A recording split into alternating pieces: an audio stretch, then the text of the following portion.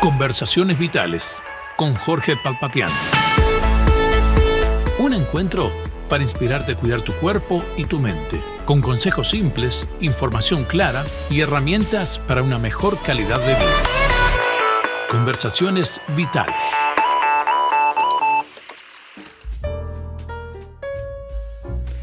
Saludos amigos y bienvenidos a un nuevo espacio de Conversaciones Vitales. Un programa semanal que desarrollamos en Radio El Libertador y siempre invitando a personas expertas, especializadas en diversas ramas del saber. Y hoy tenemos nuevamente a un invitado especial.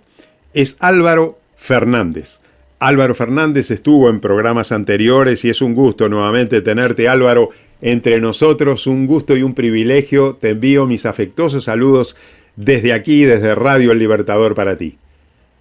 Bueno, para mí también es un gusto enorme estar contigo, Jorge. Hace más de 20 años que nos conocemos y es cierto. La verdad que siempre hemos tenido una relación excelente. Así que bueno, estoy muy feliz de poder contribuir en algo a la audiencia que tú tenés en este programa radio. Sí, claro que sí. Mirá, hace 20 años que nos conocemos, pero quizás haya algún oyente que todavía no te ha escuchado. Y quiero decir que Álvaro es ingeniero agrónomo, tiene una maestría en desarrollo humano por la Universidad Libre Internacional de las Américas, trabajó en programas de desarrollo rural, proyectos educativos, sociales, fue asesor del vicepresidente de INAU en el periodo anterior de gobierno, integró la Comisión de Bioética del Círculo Católico de Montevideo, lugar donde yo pude conocer hace muchos años por primera vez a Álvaro Fernández. Integró también la Comisión Arquidiocesana de Bioética, es miembro de la Comisión de Cultura de la Conferencia Episcopal del Uruguay. También Álvaro Fernández es columnista del semanario La Mañana de Montevideo, aquí en Uruguay, y del portal español Religión en Libertad. Recientemente fundó un canal de YouTube llamado Batalla Cultural, Guerra Espiritual. Bueno, justamente, estamos viviendo en un mundo en crisis.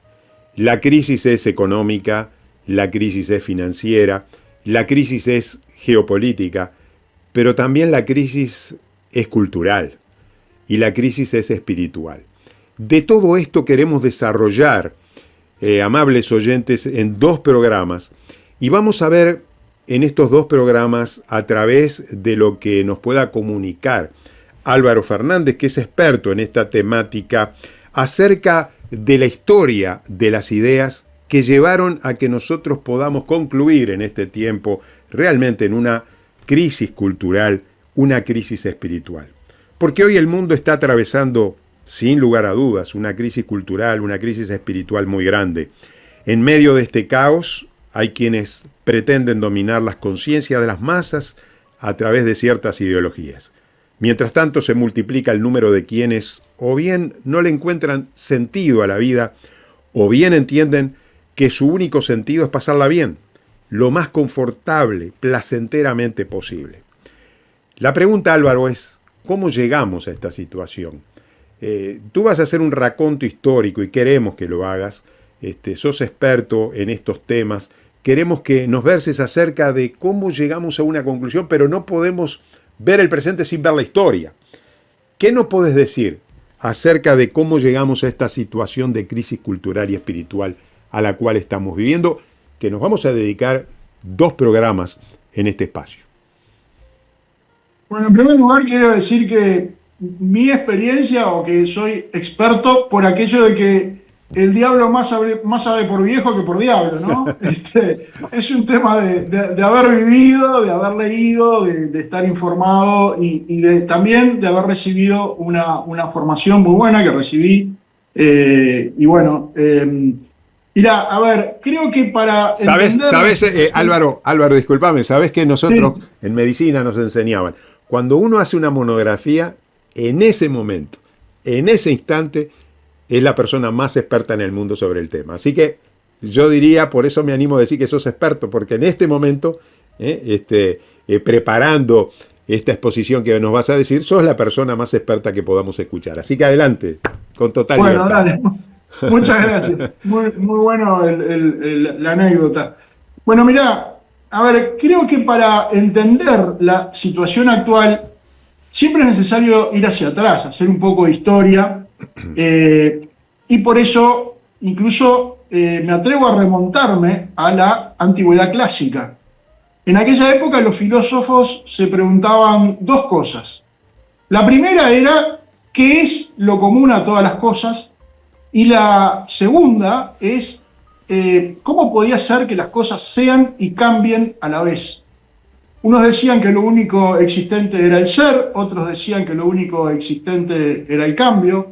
Bueno, más o menos como decía Mercedes Sosa hace unos años, ¿no? Cambia, todo cambia. Bueno, más tarde aparecieron los sofistas, que eran unos señores expertos en dorar la píldora, unos hábiles declarantes, unos tipos que convencían a la gente incluso de mentiras. Y bueno, pusieron en tela de juicio la capacidad del hombre para conocer verdades objetivas, mediante la razón. Algo muy similar a lo que pasa hoy, ¿no? La gente no confía en la razón y dice que, bueno, que la verdad no existe, o que tú tenés tu verdad, yo tengo mi verdad. Sócrates enfrentó a estos sofistas, los venció en el plano de las ideas y lo terminaron matando. Bueno, es algo parecido a lo que pasa hoy, ¿no? Hoy vuelve a repetirse. Los relativistas cancelan a quienes dicen la verdad o quienes dicen que la verdad existe. Sí, Álvaro, lo que se conoce como cultura de la cancelación, ¿no? Pero en la antigüedad clásica, al final la cosa terminó bien, ¿no? Sí, bastante bien, terminó porque, bueno, después de Sócrates vino Platón. Platón fue un filósofo muy importante, es un filósofo muy importante, pero Aristóteles nos importa mucho más por algunas cosas que descubrió, muy importantes para el desarrollo posterior de la civilización occidental. Una de esas cosas que descubrió Aristóteles fue el concepto de esencia. ¿Qué es la esencia de una cosa? Bueno, lo que hace que la cosa sea lo que es. Un vaso, una escalera, una tortuga. Todos sabemos que hay vasos, escaleras y tortugas, y que hay vasos, escaleras y tortugas distintas, de distintas formas, de distintos tamaños. Bueno, pero ¿cómo identificamos que esto es un vaso, una escalera, una tortuga? Bueno, porque comparten la misma esencia. ¿Y cómo distinguimos unas cosas de otras? Esta tortuga de esta otra, bueno, por la materia. Algo tan simple como eso. Otro descubrimiento fundamental de Aristóteles fue el de los primeros principios de los que parte todo razonamiento. El primero es el principio de identidad. Todo ente es idéntico a sí mismo. Por eso, bueno, yo soy Álvaro Fernández, tú sos Jorge Patpatián, y tú sos Jorge Patpatián y no sos Álvaro Fernández. Es obvio, esto que estoy diciendo del principio de identidad es muy obvio, pero hoy es importante porque hay quienes que creen que es normal no identificarse con su propio sexo. Rechazan su propia identidad sexual. O sea, hay un problema ahí, ¿no? Un problema que no viene del cuerpo, sino probablemente de la mente. Bien. ¿Sabes? Perdóname que te diga, pero ya aprovecho a decir que en nuestro canal de YouTube hemos estado analizando la temática de esta confusión que muchos tienen acerca de su identidad con respecto a una discordancia entre lo que es el sexo anatómico y lo que es el sexo sentido. Así que yo les invito a aquellos oyentes que en este momento nos están sintonizando, nos están viendo por el canal de YouTube, para que puedan buscar este material que nos versa acerca de esta realidad actual, pero que tiene un antecedente ya, como está diciendo Álvaro, desde muchos años atrás, desde esa antigüedad clásica. Adelante, discúlpame que te he cortado, pero que he considerado este punto muy importante. Me parece buenísimo que estén tratando el tema, o que lo hayan tratado y que lo sigan tratando, porque es un tema clave.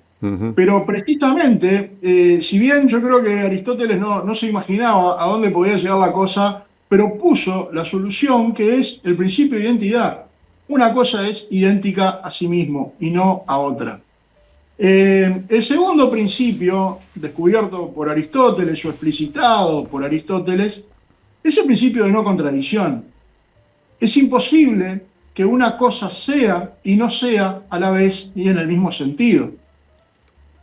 Alguno me podrá decir, bueno, pero una cuchara es cóncava y convexa a la vez. Sí, pero es cóncava por el lado cóncavo y es convexa por el lado convexo a la vez. Ujú.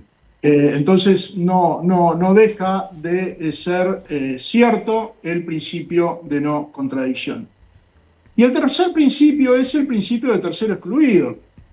No hay un término medio entre dos proposiciones contradictorias. Si yo en un día lluvioso te digo está lloviendo, está lloviendo. No te puedo decir hay un sol pleno porque te estoy mintiendo. Entonces, bueno, no hay posibilidad de término medio entre una proposición y otra. Ujú. Estas tres cosas son las que descubrió Aristóteles y sobre las cuales se basa el razonamiento correcto y sobre las cuales además se construyó la civilización occidental, ¿no? Ujú. Sí, luego de esta antigüedad clásica vino el cristianismo. ¿Qué podés decir en cuanto a esto y cómo ha influido en la cultura y en el pensamiento histórico? Bien, bueno, sí, efectivamente, después de la antigüedad clásica viene la etapa que se denomina cristianismo, a partir del nacimiento de Jesucristo. Algunos padres de la Iglesia ya empezaron a fundarse en la filosofía antigua, en la filosofía griega, para desarrollar su filosofía, una filosofía cristiana. El primero de todos fue San Justino, y después, yendo por los famosos, ¿no? Porque hubo un montón, pero después San Agustín se basó en Platón, y tras la caída del Imperio Romano, los monjes rescataron la antigua cultura clásica y sobre esa antigua cultura clásica desarrollaron la filosofía y la teología cristianas. Esta cultura antigua pasó de los monasterios, antigua y bueno, y con los desarrollos posteriores que fue teniendo, ¿no? Pasó de los monasterios a las escuelas catedralicias o estudios generales, que fueron los precursores de la universidad, y después a la universidad misma. La Universidad de Bolonia data del año 1180, si no me equivoco. Bueno, las universidades, como los hospitales, fueron son un típico producto de la Iglesia en la Edad Media.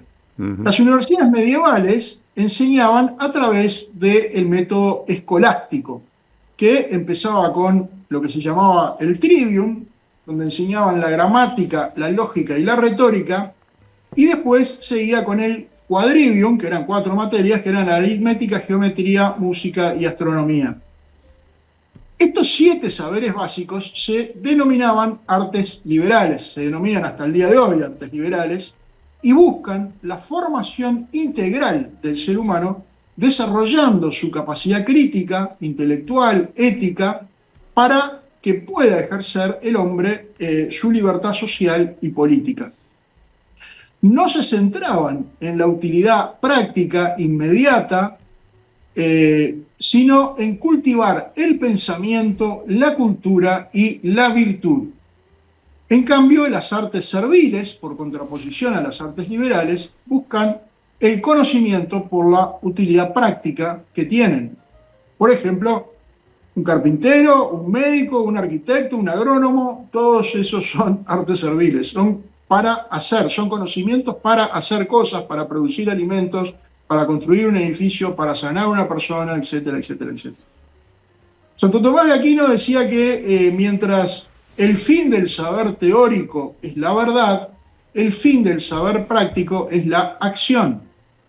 El trivium permitía a los alumnos aprender a usar su idioma de forma correcta, a construir argumentos, a detectar falacias y a expresarse de forma elegante y persuasiva. La escolástica enseñaba, en definitiva, a pensar, enseñaba a aprender para que los estudiantes pudieran después aprender por sí mismos, y enseñaba a buscar la verdad. Ujú.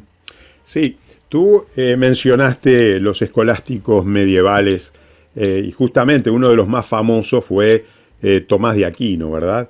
¿Qué nos podés indicar acerca de su vida, de sus preceptos, de su influencia en la historia y en la filosofía que estamos señalando en este raconto. Bueno, si me pusiera a hablar de Santo Tomás de Aquino, puedo estar todo el día hablando de Santo Tomás de Aquino porque es un genio, realmente fue un genio y he leído algo de su vida. También, he formado parte de la Sociedad Internacional Tomás de Aquino aquí en Uruguay. Bueno, pero voy a tratar de ser muy breve, yendo a lo que nos importa. Santo Tomás de Aquino fue formado y formó a muchos con este método escolástico, y su filosofía, a diferencia de San Agustín, que se basó en Platón, su filosofía se basó básicamente en Aristóteles, por lo menos en buena parte en Aristóteles. Si bien cita una enorme cantidad de filósofos en su suma teológica, sobre todo, se basó mucho en Aristóteles, que fue algo muy novedoso en la época, ¿no? Pero bueno, eso da para otra charla. Entonces, esta filosofía de Santo Tomás de Aquino, basada en la filosofía aristotélica, fue la que dio fundamento filosófico y teológico a la cultura occidental.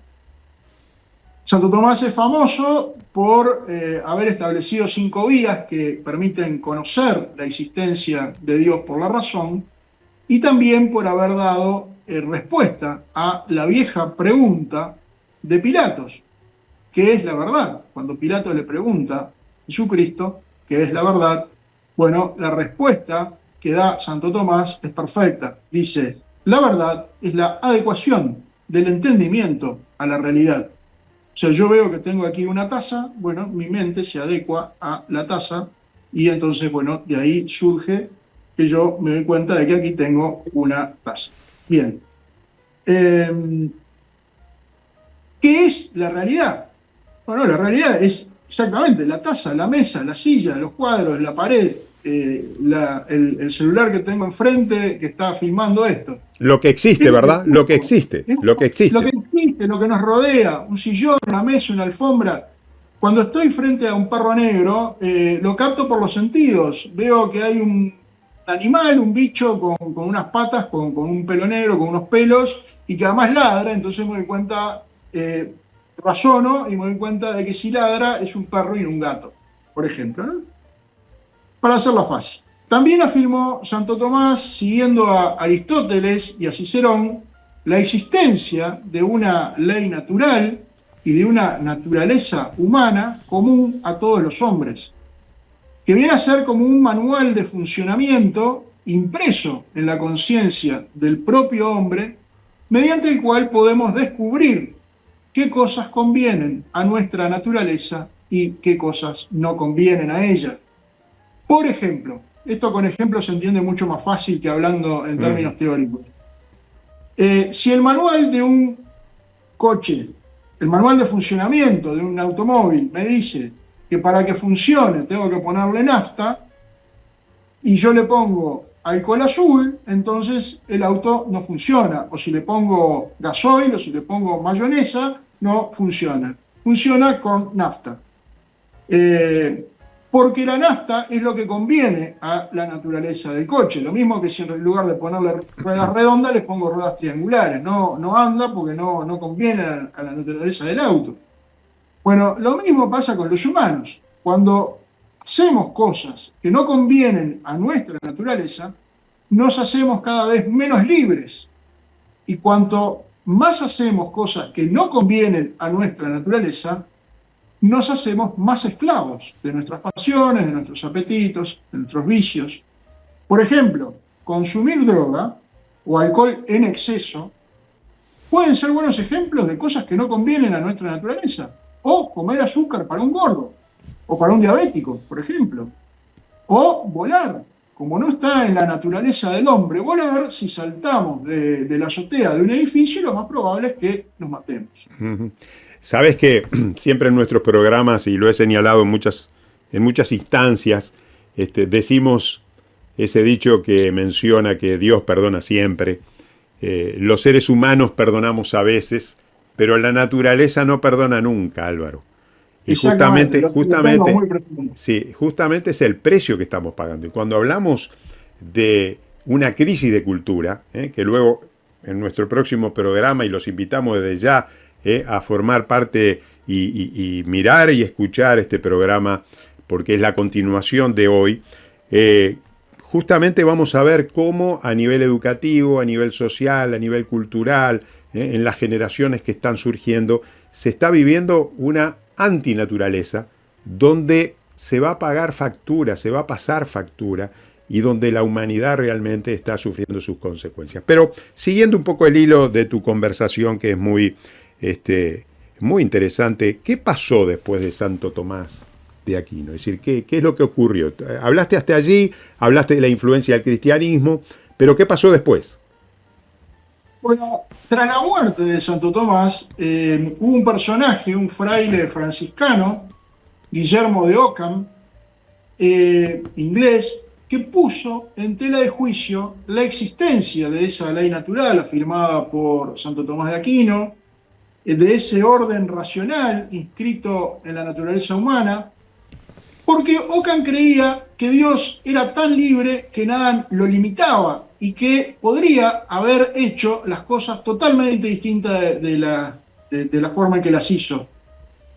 Nosotros decimos, bueno, Dios es amor, Dios creó al hombre para amar, etc. Ockham creía que, bueno, que Dios podría haber hecho del hombre para odiarlo, a Dios. Entonces, claro, negó la existencia de esa ley natural, negó que las cosas tuvieran una esencia, también fue el padre, o digamos, el exponente más importante. Ya había algunos exponentes anteriores, pero fue el exponente más importante de lo que se denomina el nominalismo, el que hizo resurgir el nominalismo, pero bueno, no nos vamos a meter en eso, simplemente vamos a decir que negó que las cosas tuvieran una esencia. Pero claro, ¿qué pasa? Si las cosas no tienen una esencia, si no hay una ley natural, y si no hay una ley natural no hay una moral objetiva, todo se funda en el mandato divino.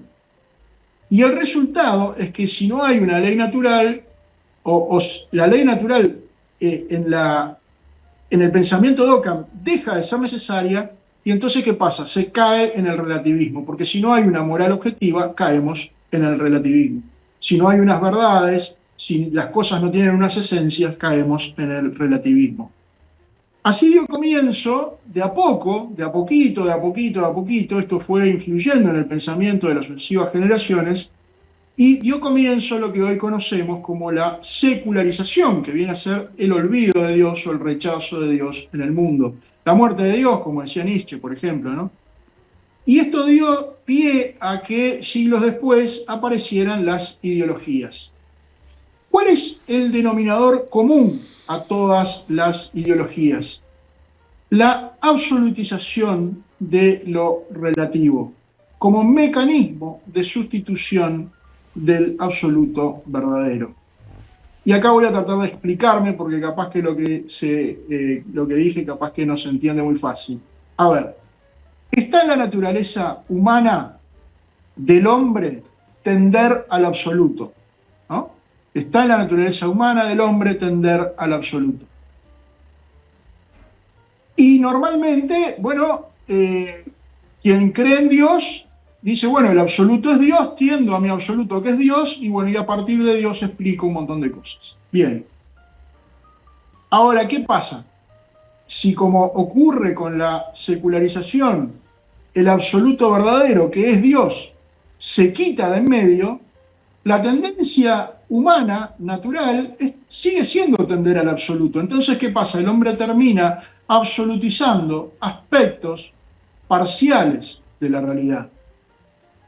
Entonces, el racionalismo, al pretender explicar toda la realidad mediante la razón y nada más que mediante la razón, absolutiza la razón.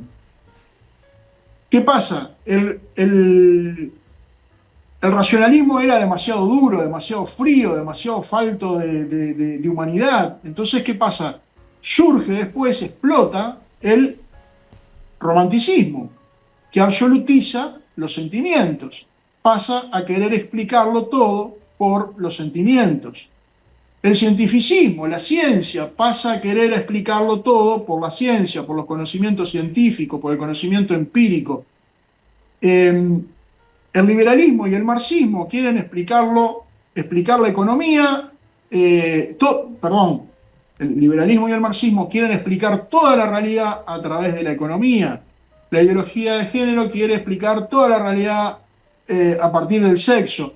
Entonces, se absolutizan aspectos que son parciales porque se quiere sustituir de alguna manera el absoluto verdadero en el que no se cree. Uh-huh. Sí, hay una forma, sí, Álvaro, hay una forma de endiosamiento, ¿no? Por ejemplo, se endiosa la razón, ¿no? Se hace una estatua de ella. Entonces, todo esto se absolutiza, como tú muy bien decís, a pesar de que esto es muy relativo, ¿no?